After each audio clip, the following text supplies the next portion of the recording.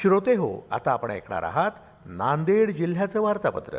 मुख्यमंत्र्यांच्या 100 दिवसांच्या कार्यालयीन सुधारणा कार्यक्रमात नांदेड पोलीस परिक्षेत्र राज्यात दुसऱ्या स्थानी, तर नांदेड जिल्हाधिकारी कार्यालयाचा 5वा क्रमांक. आंतरराज्य लेंडी धरणाच्या घळभरणी कामाला सुरुवात. नांदेड पोलीस दलाच्या रोजगार मेळाव्यात 3502 जणांना रोजगार. या आणि इतर घडामोडींविषयी आमचे वार्ताहर अनुराग पोळे यांनी पाठवलेली ही माहिती. मुख्यमंत्र्यांच्या 100 दिवसांच्या कार्यालयीन सुधारणा कार्यक्रमात नांदेडचे पोलीस उपमहानिरीक्षक कार्यालय राज्यात दुसऱ्या स्थानी, तर नांदेडचे जिल्हाधिकारी कार्यालय 5व्या स्थानावर राहिले आहे.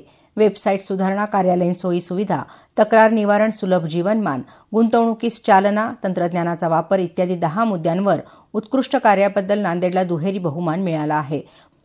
महाराष्ट्र आणि तेलंगणा सरकारचा संयुक्त प्रकल्प असलेला आणि तब्बल 40 वर्षांपासून रखडलेल्या लेंडी प्रकल्पाच्या घळभरणी कामाला 8 मे रोजी सुरुवात करण्यात आली.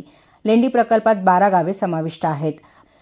नांदेड जिल्हा पोलीस दलाच्या वतीने मिशन उडान अंतर्गत पहिल्यांदाच घेतलेल्या रोजगार मेळाव्यात 3502 तरुणांना रोजगार उपलब्ध झाला आहे.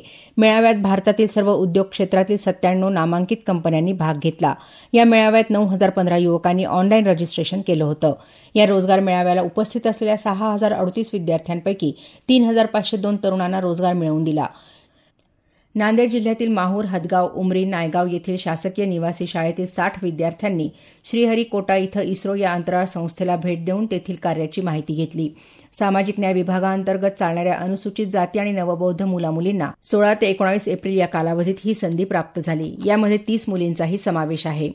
राज्यात राबवण्यात आलेल्या पोषण पंधरवाड्यात नांदेड जिल्ह्यातील 3723 अंगणवाड्यात 1,54,237 उपक्रम राबवण्यात आले. राज्यात नांदेडचा 11वा क्रमांक राहिला आहे. या पंधरवाड्यात कुपोषणाचे प्रमाण कमी करण्यासाठी योग्य आहाराबाबत माहिती देण्यात आल्याचं नांदेड जिल्हा परिषदेच्या मुख्य कार्यकारी अधिकारी मेघना कावली यांनी सांगितलं.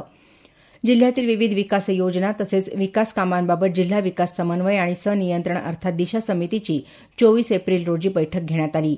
योजना उद्दिष्टांच्या अंमलबजावणीसाठी विविध विभागांकडून काटेकोर नियोजन करण्यात यावं असे निर्देश यावेळी खासदार प्राध्यापक रवींद्र चव्हाण यांनी दिले.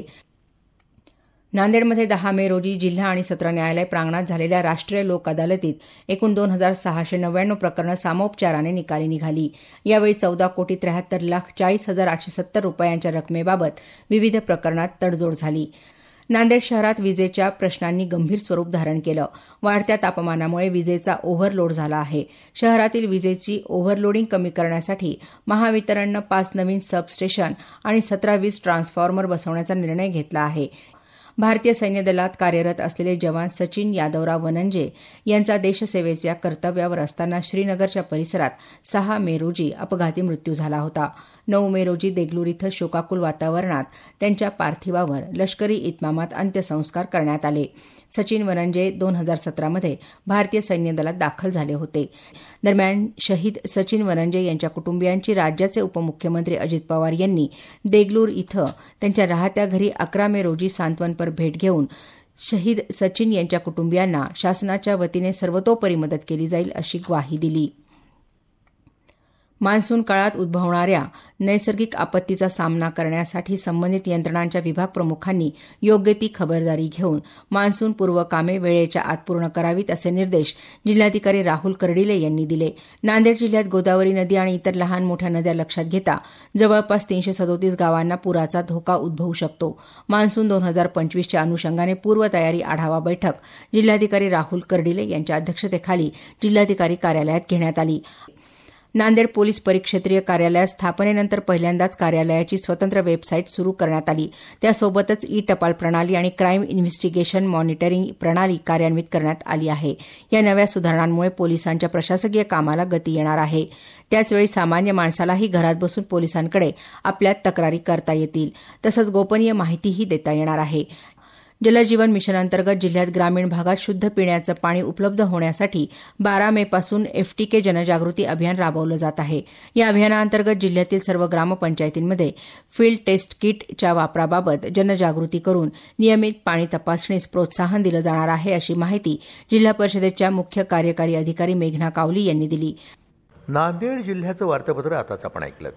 या वार्तापत्राचे लेखक होते अनुराग पोळे. जिल्हा वार्तापत्राचा हा कार्यक्रम आकाशवाणी छत्रपती संभाजीनगर केंद्राच्या प्रादेशिक वृत्त विभागानं सादर केला.